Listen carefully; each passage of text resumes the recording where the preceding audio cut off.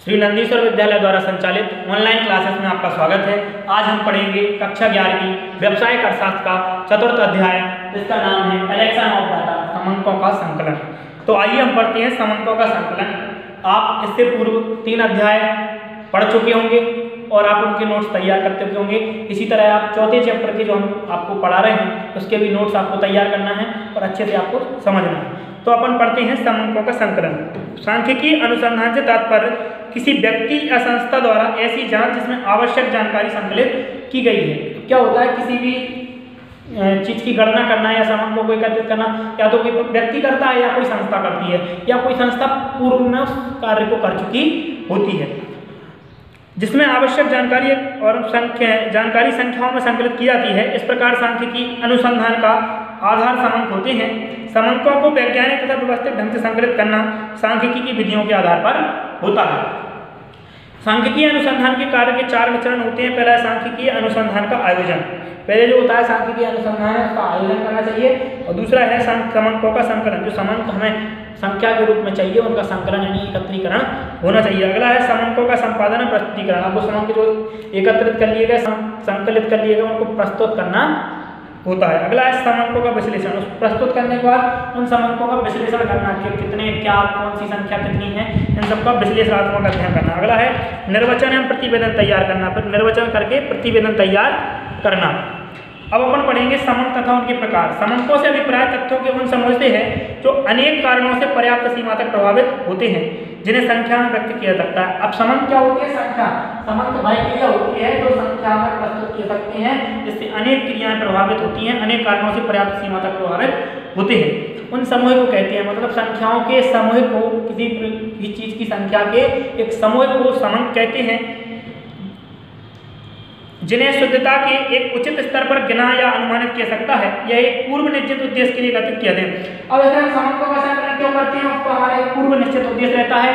जैसे हमने उदाहरण के रूप में ले लिया कि कहीं हमने जनगणना के लिए लिया या किसी और कार्य के लिए लिया, तो इस प्रकार से हम उसकी पूर्व निश्चित योजना के तहत गणना करते हैं कि हमारी योजना क्या है, हमें किस कार्य के लिए समंकों का संकलन करना है। इसकी पूर्व नियोजित जो कार्यक्रम रहता है समंकों के संकलन का रहता है। तो जिन्हें एक दूसरे से संबंधित प्रस्तुत किया जाता है। संकलन की दृष्टि से समंक 2 प्रकार के होते हैं। अभी संकलन की दृष्टि से 2 प्रकार के समंक होते हैं, प्राथमिक समंक और द्वितीयक समंक। हम उनके बारे में डिटेल से जानेंगे। तो पहले अपन पढ़ेंगे प्राथमिक समंक।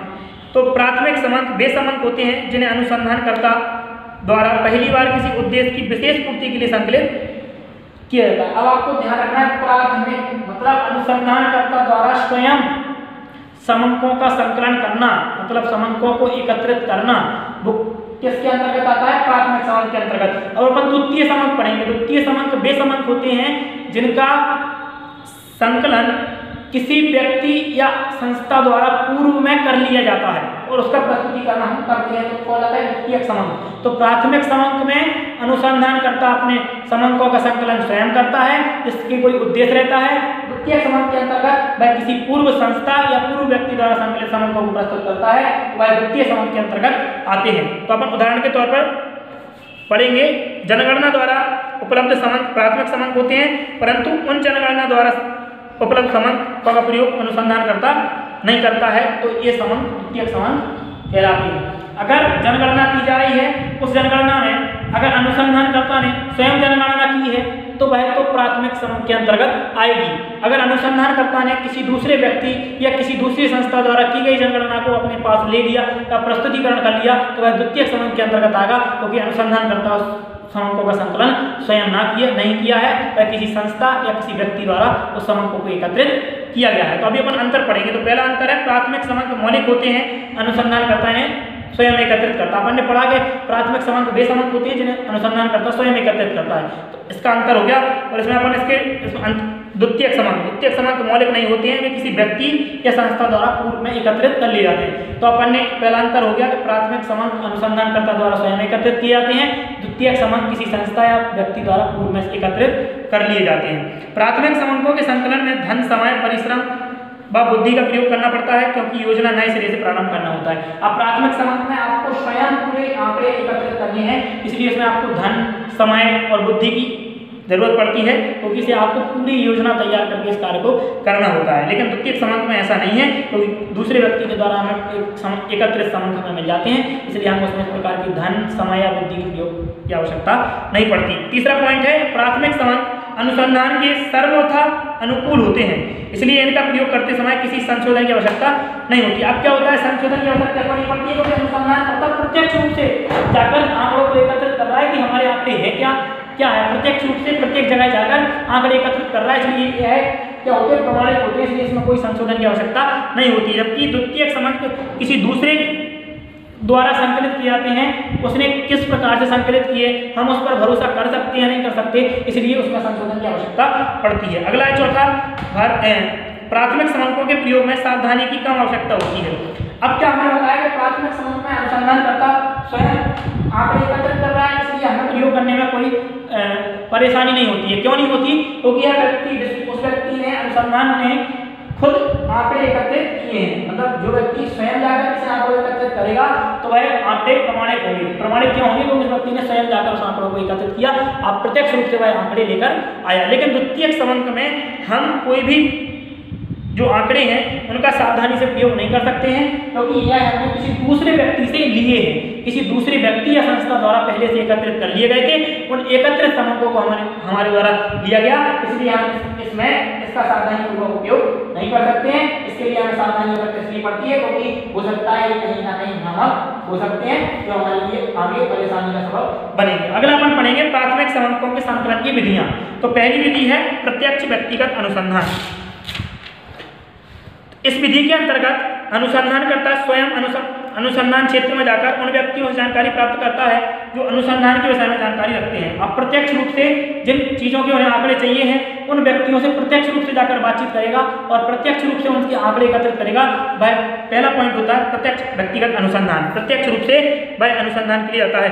अतः यह विधि ऐसे अनुसंधान के लिए उपयुक्त होती है जिनका क्षेत्र सीमित तथा स्थानीय प्रकृति का होता है। अब अगर अपन इस प्रकार से करेंगे तो ये विधि कहाँ उपयुक्त होती है, स्थानीय क्षेत्रों पर। कोई छोटी सी जगह पे अगर अपन को कोई समांकों का संकलन करना है तो हम प्रत्येक व्यक्ति के पास जाकर कर सकते हैं, लेकिन अगर हमें किसी देश की जनगणना करनी है तो हम प्रत्येक व्यक्ति के पास ना जाकर नहीं जा सकते, इसलिए इस विधि का प्रयोग केवल स्थानीय क्षेत्र के आधार पर किया जाता है। अगला है अप्रत्यक्ष, पहले इसके गुण पढ़ लेते हैं। प्रत्यक्ष विधि अनुसंधान की रीति के गुण। इस विधि द्वारा मौलिक समांकों का संकलन होता है। तो अपन ने बताया कि मौलिक समांकों का संकलन क्या होता है, क्योंकि वह प्रत्येक व्यक्ति के पास जाकर समांकों का संकलन करता है। दूसरा है संकलित समांक अति विश्वसनीय होते हैं। अब अति विश्वसनीय क्यों होते हैं, क्योंकि व्यक्ति खुद जाकर व्यक्तिगत प्रत्येक व्यक्ति से मिल रहा है, उससे आंकड़े एकत्रित कर रहा है, तो वह विश्वसनीय रहेंगे, क्योंकि वह स्वयं व्यक्तियों के पास में जाकर जानकारी एकत्रित कर रहा है। अगला है समांकों का संकलन एक ही व्यक्ति द्वारा किया जाता है, समांकों में सजातीयता और एक रूपता बनी रहती है। अब समांकों का संकलन किसी एक व्यक्ति द्वारा किया जा रहा है, वो व्यक्ति पूरे स्थानीय मतलब गांव ले लें, कोई अगर किसी गांव में आंकड़े एकत्रित करना जा रहा है तो वह व्यक्ति स्वयं पूरे गांव के आंकड़े एकत्रित कर रहा है, इसलिए एक रूपता बनी रहेगी आंकड़े में, क्योंकि किसी दूसरे व्यक्ति द्वारा कोई आंकड़ा तैयार नहीं किया जा रहा है, इसलिए उसमें एक रूपता और सजातीयता बनी रहेगी। अगला है इस विधि में लोचशीलता होती है, क्योंकि अनुसंधानकर्ता आवश्यकता पड़ने पर थोड़ा बहुत संशोधन करके अवश्य सूचना एकत्रित कर सकता है। अब क्या होता है कि अनुसंधानकर्ता चाहे तो जो सूचना उसके पास एकत्रित हुई है उसे लगता है कि बाद में उसके पास कोई जानकारी आती है कि ये आंकड़े बढ़ चुके हैं या वहाँ की कोई मुखिया से संपर्क से जानकारी मिलती है, तो वह उसमें संशोधन करके अविष्ट जानकारी प्रस्तुत कर सकता है। इसके दोष पढ़ेंगे। इस विधि का प्रयोग सीमित क्षेत्र में संकलन हेतु किया जाता है, विस्तृत क्षेत्र में यह विधि उपयोग नहीं है। तो अभी हमने आपको बताया कि अगर हम इस विधि का उपयोग करेंगे प्रत्यक्ष व्यक्तिगत अनुसंधान का, तो ये प्रत्यक्ष व्यक्तिगत अनुसंधान विधि केवल हमें किस क्षेत्र में उपयोगी होगी, केवल हमें स्थानीय क्षेत्र के लिए होगी, मतलब एक सीमित क्षेत्र जिसकी हमें जनगणना करनी है या कोई गणना करनी है उस क्षेत्र के लिए विधि उपयुक्त होगी। अगर हम विस्तृत क्षेत्र की बात करें या फिर पूरे प्रदेश की या पूरे देश के किसी आंकड़ों के बारे में प्रस्तुतिकरण करना है तो हम इस विधि के द्वारा नहीं कर सकते, क्योंकि यह व्यक्तिगत जाकर करनी पड़ती है। इसलिए प्रत्यक्ष व्यक्तिगत अनुसंधान, व्यक्तिगत मतलब आप नाम से समझ रहे हैं, प्रत्यक्ष रूप से व्यक्ति के पास जाकर उसके आंकड़े एकत्रित करना। अगला है अप्रत्यक्ष मौखिक अनुसंधान।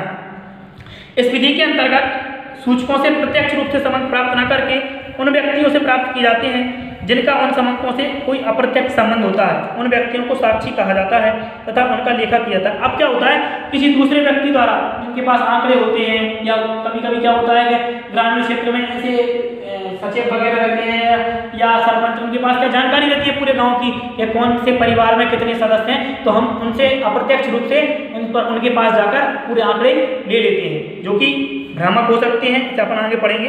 तो अभी आज अपन ने पढ़ा लेसन 4 समांकों का संकलन, जिसमें प्राथमिक संबंध, द्वितीयक संबंध और उसकी विधियां, प्रत्यक्ष व्यक्तिगत अनुसंधान, दूसरी अप्रत्यक्ष मौखिक अनुसंधान। अब आगे की 3 विधियां और हैं वो अपन कल की वीडियो में पढ़ेंगे। जब तक आप अपने नोट्स तैयार करते रहिए, और नोट्स तैयार करने के साथ साथ अगर आपको कोई भी डाउट्स है तो आप विद्यालय में आकर क्लियर कर सकते हैं। जय हिंद, जय भारत।